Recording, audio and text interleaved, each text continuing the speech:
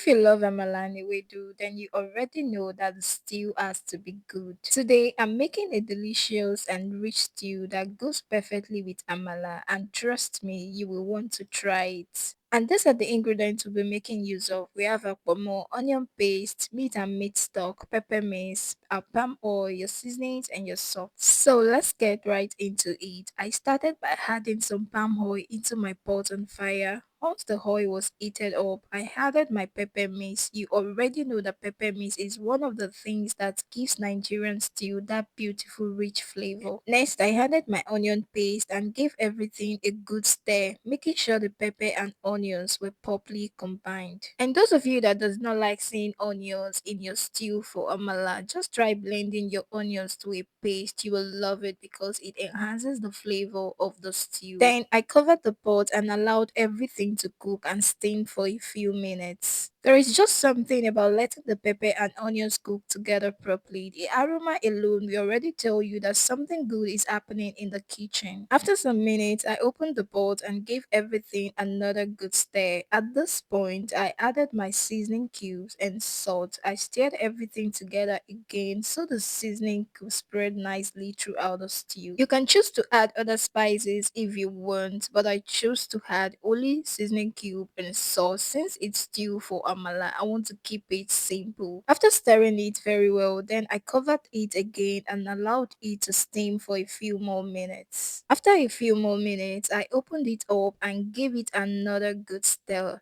Now it was time to add the meat and my meat stock. I poured them in and stirred everything together. And please don't waste that meat stock. It adds so much flavor to the stew. Next came the pomo. I added it in and gave everything another good stir. And of course, we cannot forget the smoked panla fish.